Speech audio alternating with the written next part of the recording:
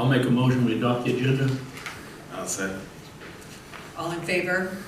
Aye. Opposed? I think you need a roll call. Sorry about that. Roll call vote, please. Gary Van Dam, Yes. Myron Barnes, Yes. Robert Harris, Yes. Justin Lane, Frank Donato, Yes. Keith Dias, Yes. Shelley Sorsigan. Yes. Item number 5, public comment period. Is there anybody that would like to speak to us about any portion of the agenda that's not on, anything that's not on the agenda? Okay. Item 6, new business. Do we have any new business? Oh, we do not. Thank you. Item number 7, consent calendar. I move we accept the consent calendar. Second. Any discussion? Roll call, please. Gary Van Dam, Yes. Marlon Barnes, Yes. Robert Harris, Yes. Justin Lane, Frank Donato, Yes. Keith Dias, Yes. Shelley Sorsigan. Yes. Motion passes, thank you. Item number 8, items for consideration and possible action. Item 8A, Finance Committee, Director Donato. Okay. Finance committee, we met yesterday, went through all the different bills, and then in consideration of the contract of landscaping, the Rosamond Treatment Facility. Who wants to go into details? We'll provide a short staff report. Okay. Okay. In the 2018-2019 budget was a project to reestablish the landscaping that is included in the interests of the Rosamond Water Treatment Plant.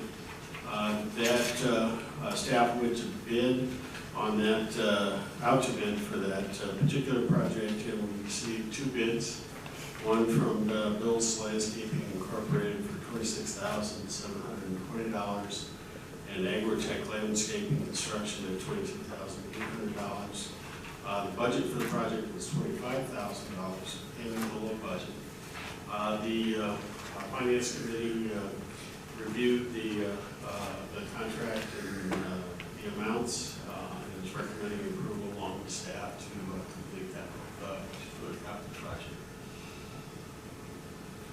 John Bozigian's here if the board has any other particular questions with regard to the contract itself.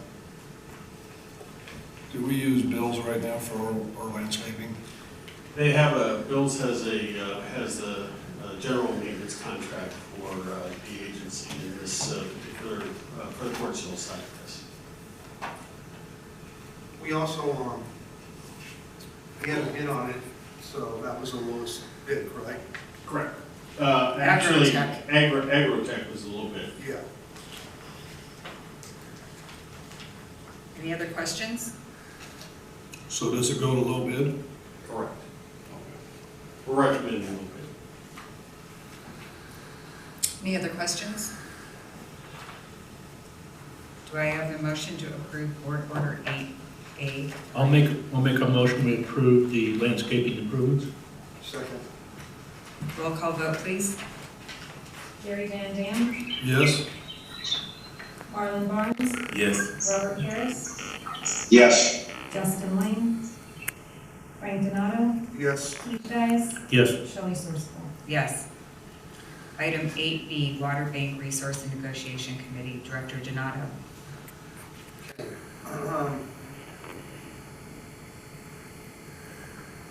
I'm gonna turn this item over to Dwayne. It's pretty detailed.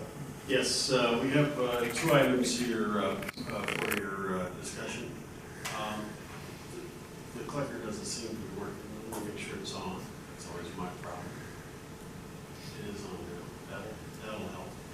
Okay, this is has to do with the term sheet for a 2-to-1 exchange with Santa Clarita Valley Water District. This is a water exchange where Santa Clarita Valley Water District has agreed to provide 7,500 acre feet of water to AVEK. In exchange, the agency will return half that water back to them, which is 3,750 acre feet. Each of the parties will pay the appropriate cost for delivery of the water to their service areas. In essence, what this allows the agency to do is to get essentially an additional 3,750 acre feet of water into the AVEK system at no cost other than the initial delivery that we would have to pay if we were just bringing in our own table lake water, so no additional cost. This kind of arrangement is typical in a wet water year where there's, and you might ask yourself, why is Santa Clarita Valley Water District doing this? They don't have a place for that 7,000 acre feet, and as such, they would essentially lose the whole amount. So this is a way in which they can recover half of the water that's available and provide the other half to the agency. The Water Bank Resources Committee took a look at this and is recommending approval along with staff to move forward. This exchange would occur in 2019. Okay. Okay, I move on to order A1. I'll second it. Any discussion? Yeah, I had one question. Are we banking that water, or what are we doing with that water, Dwayne? We'll bring it into the system. We'll either deliver it directly or we will bank the water, so it'll be part of the system.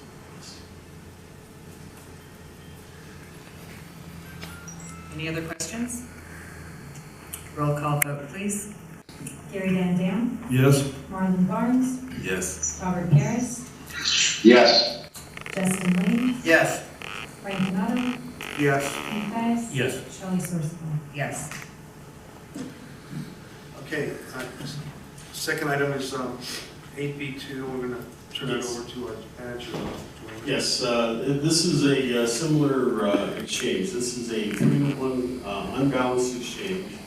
And in this particular case, AVEK will be providing 7,000 acre feet of water to the Rosedale Rio Bravo Water Storage District in 2019. They'll be required to return back to AVEK 1/3 of that water, which is about 2,330 acre feet. What makes this exchange a little different, there is a cash component. So in addition to, for AVEK providing that water to Rosedale Rio Bravo, the agency will receive $325 per acre foot, or $2.275 million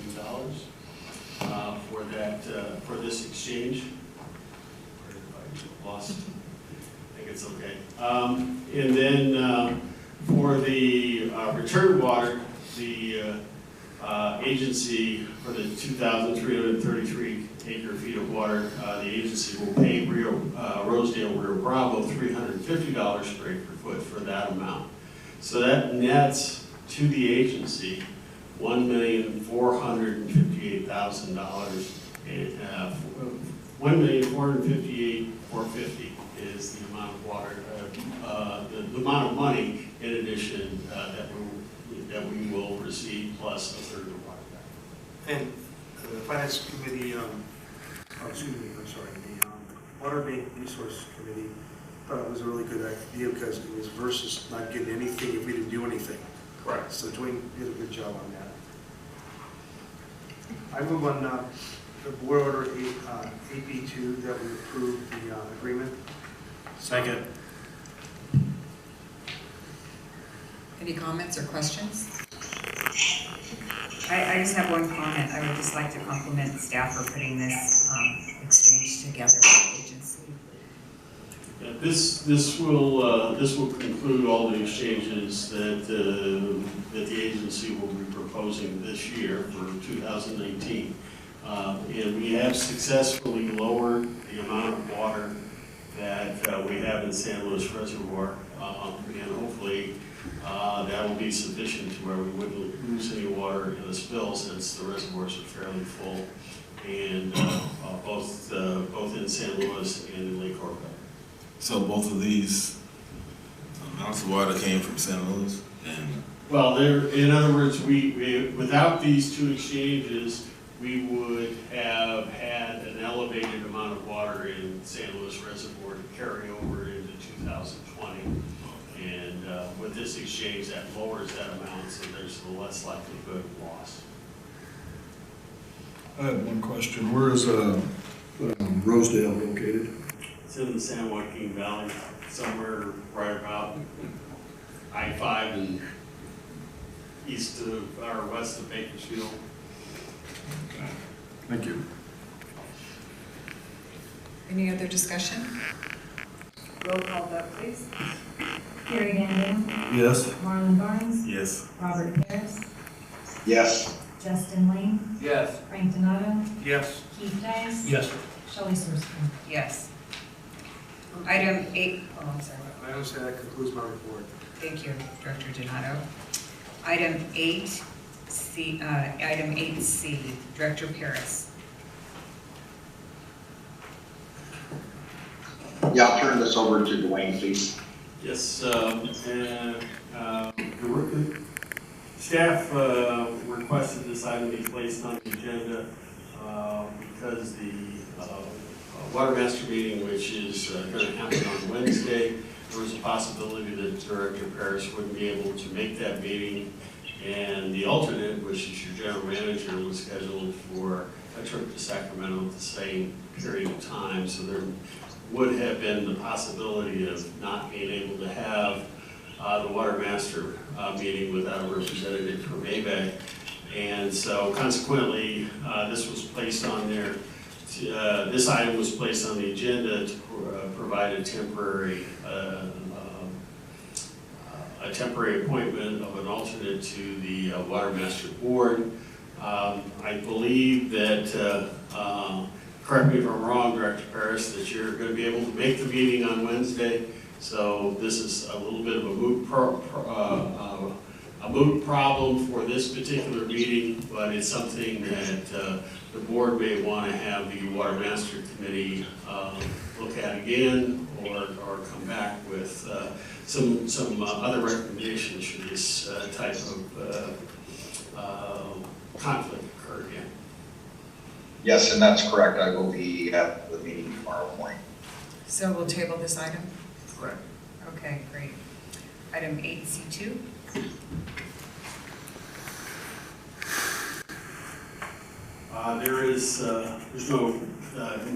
There's no guidance necessary for the Water Master from the board. Okay, thank you. Item number 9, old business. You have none? Thank you. Item 10, general manager's report. Thank you. There we go. General manager's report for August 27, 2019. I gave you this, it's kind of a pointless slide, but it's in our standard report. There's not much going on in Northern California, as you can imagine. You can see here, let me grab this here, by the blue bars, this is August, and this is September, so you got a little chance of a little water in September, and then the water year is over. We start a new water year again in October.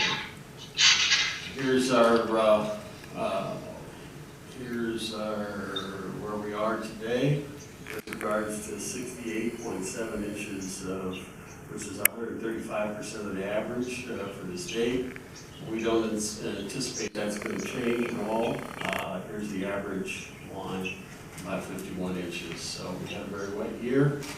Not the wettest on record. There's 3 years that are wetter, but still a very significant year for the agency. We added in here, this is a statewide hydrologic update, and as you can see, all the regions forecast above normal. The only ones that are in white here are associated with ones that didn't provide any information, otherwise they'd all be free. So everybody's got you know, anywhere from 96 to 131% full.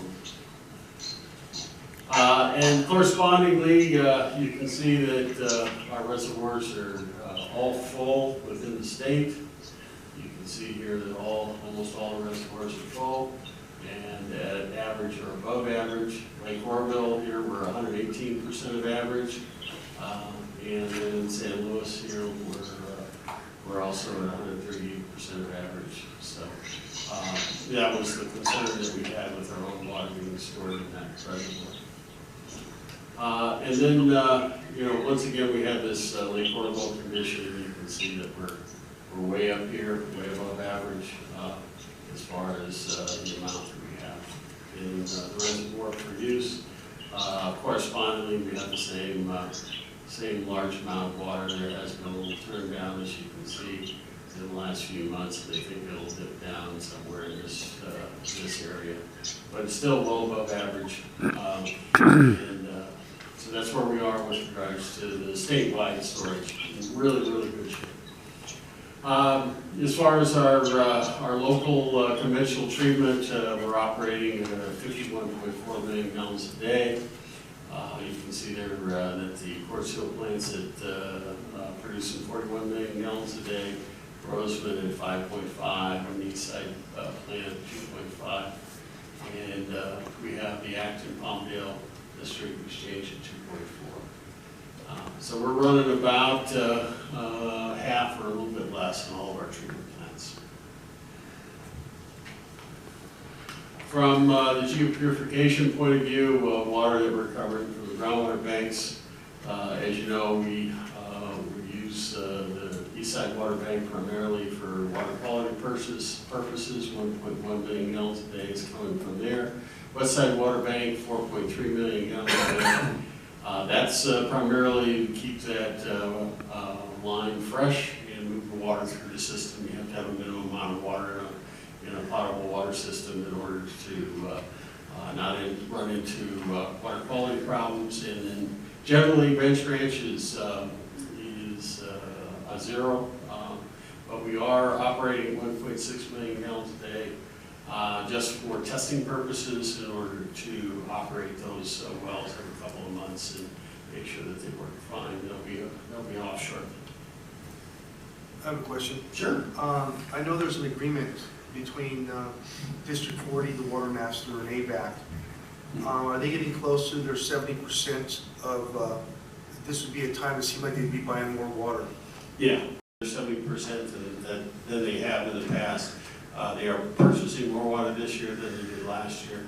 We'll be able to come back and get at the next meeting, give you some more specific numbers with regards to that. But I think in general, I would say that Waterworks 40 has increased the amount of water that they're purchasing, closer to where they need to be. I'm not sure that they're there, but I think they're closer. I think the Water Master should create a chart with a red thermometer, and that way you can see where it says 70,000, and they can check it every meeting to make sure that thing is going upward. That'd be interesting. Yeah. I know the advisory board met on that the other day and talked about the, maybe going back for the water they didn't use on the backside. You want to talk about that, or? Well, I'm sure that Waterworks 40 is discussing ways in which they can live up to their obligation and purchase the amount of water that's necessary to make sure that the groundwater basin's in health. So they're looking into various alternatives to do that. Yeah, I have a suggestion for that one they haven't been taking is that they, forfeit, the equal amount in return for those and give it to all of us. There you go. Okay. I just gave it to you so you can Say okay. All right. Moving on. Moving on. Okay, water banking, we're currently water banking in the Westside Water Bank at 160 acre feet a day. You can see our amount's about 8,536 acre feet. So we've been at 160 acre feet per day for most of the year. We're doing a lot of water banking this year. East side just 6.1, so we're doing pretty good as far as banking this year, because this is a good year of banking. You know, Dwayne, would be good is somewhere maybe in our agendas, they could put an accumulative of how much this agency has water banks since we started the project. Sure. I think we're somewhere, I'm guessing 170,000 acre feet of water. What do you guys think? I don't know if it's quite that much, but it's certainly over 100,000 acre feet for sure. You know, I'm thinking closer to the 120, but we can certainly look at that number. We have those numbers. Okay. We can present. That would be something we could just. Yeah, we can keep it as a running total. Yeah, we can do that. As far as water quality updates, you know, we're well below our own goal of 64 parts per trillion that we're looking at, and micrograms per liter, as they like to say. Also, we're developing a presentation for the board. I know you probably heard a lot of things about PFAS is the, I guess what the term they call, it's big long name, but there was, they found it in, just read a newspaper article yesterday that there was 8 wells in the Santa Clarita Valley that were turned off because of the presence of this particular chemical in their well system. So we as a staff, we're developing a presentation for the board, which we should have in the next, certainly in the month of September, to give you an idea of what the regulations are, what they mean to AVEK, and the little bit of sampling that we have done has found none of that chemical. It primarily has to do in locations where there's landfills, because they're particularly susceptible in those locations, because it has to do with the non-stick Teflon type materials, and also the firefighting foam that I know Marlon's familiar with at airports and other places. Those are areas where they're concentrating most of their water quality sampling, because that's where it's likely to be found. This was in the San Joaquin Valley that these wells were? No, this is in Santa Clarita. Oh, Santa Clarita. Yes. A few regulatory updates. You can see that there's some guidelines for testing that came out on 8/23. We're providing that presentation for you with regards to those, and I pretty much talked about most of this. It's interesting to note that the updated state guidelines lower the notification levels, which is the level that you got to notify your customers, from 14 parts per trillion to 5.1 parts per trillion. So it's a pretty fine amount, in from 13 parts per trillion down to 6.5 parts per trillion. So it's pretty amazing detection levels that they have with today's technology. Some regulatory updates. There's the California State Board of Food and Agriculture seeks public input on creating climate resiliency water system. This meeting is going to happen in Fresno on September 5th, 2019. What they're looking for is ideas for actions needed to help California cope with the droughts, floods, rising temperatures, year-round wildfires, etc. The input will help determine and identify complementary actions to ensure safe and dependable water supplies. Among the questions that are being considered is, what can the state do better and enable local regional water districts to capture and store water? What are the most troubling gaps in state data, and so forth? And how can the state better protect fish and wildlife?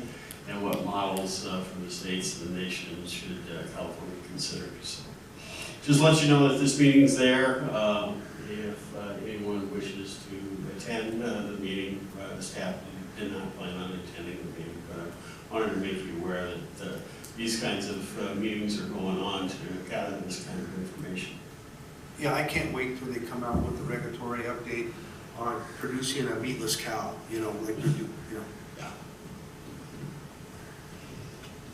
Nothing free. Anything else?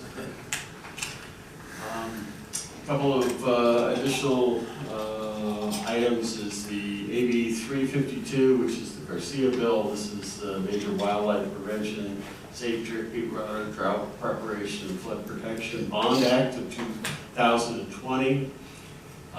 This is fairly new, and it would, as amended, would authorize the issuance of bonds in the amount of, I can't tell you how many, is that, what's that? $3 billion, almost $4 billion to finance wildlife, safe drinking water, drought preparation, and flood protection programs. This is a funding source that could, might be able to be utilized for our SNP line, maybe some connections to some of our customers that aren't able to connect to the system in order to help with their water quality improvements. More on that in the future. Senate Bill 1 is the California Environmental, Public Health, and Workers Defend Act of 2001.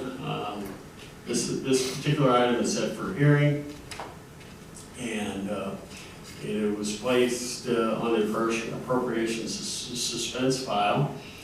And what it makes is current clean air, climate, clean water, worker safety, endangered species baselines, federal standards before the Trump administration took office. So you can't loosen up those standards.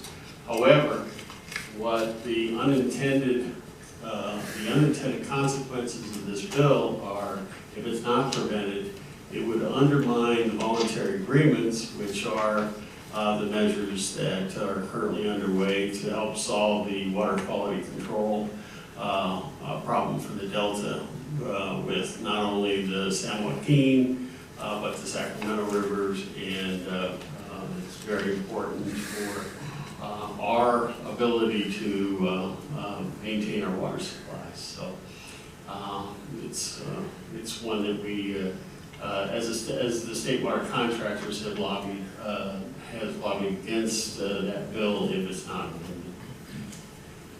So AB 1580 is the Major Infrastructure Construction Project Oversight Committees. This was in the Senate Appropriation Committees, 812, and referred to the suspense file. And this would require the state agency undertaking a public funded infrastructure project estimated at $1 billion or more. There's only probably one project that fits that definition. To form an oversight committee for critical decisions. And basically what this law is about is to have some outside agency have not necessarily decision-making matters, but would be able to provide some oversight to the Delta Conveyance Project. And it's quite frankly just a lot of additional bureaucracy that would make a lot of sense in moving that project forward. So on the legislative calendar, you can see that we're coming down to the last little bit of time period here. You got 9:3 to 9:13 is the floor sessions. It's 9/6 is the last day to amend anything that's on the floor. And you can see between 9:13 and 10:13 is the last day for the governor to sign a bill to come before them.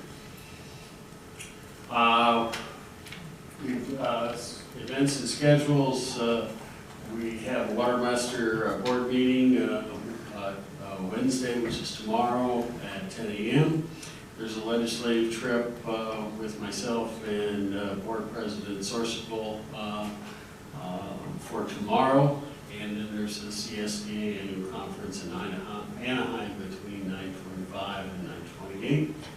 And other than that, I'll be in the office the next couple of weeks. So happy to answer any questions that you may have. Includes my general manager's report. Any questions or discussion? Okay, item number 11, committee meeting recap report for informational purposes only. Yes, there was a personnel, legal, and joint powers of insurance authority committee meeting that was held on 8/19/19. The committee looked at several items. The one item that was ready for board action was taken tonight. There is several other areas having to do with personnel and items that were referred back to staff for further information, and they'll be coming to a subsequent personnel meeting. Great, thank you. Item 12, directors' reports. Are there any directors that would like to give a report? Can I talk a little bit about the Antelope Valley Fair? Sure. We wrapped it up, 10-day event, did really good. Livestock auction brought in $750,000. So we were happy about that, and then we're breaking ground on our rural museum in September. Anything else? Okay, item number 13, attorney report. I have them. Okay. Item 14, request for future agenda items. Item 15, closed session. Do we have, which items are we going to go into closed session? We're going to be talking on item B, and I believe that's it.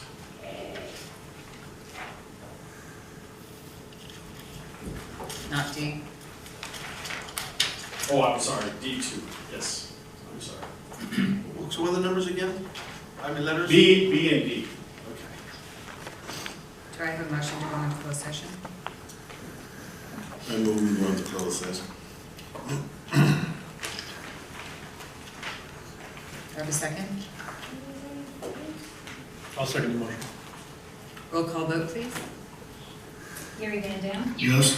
Maureen Barnes, Yes. Robert Harris, Yes. Justin Lee, Yes. Frank Devato, Yes. Keith Dias, Yes. Shelley Sorsman.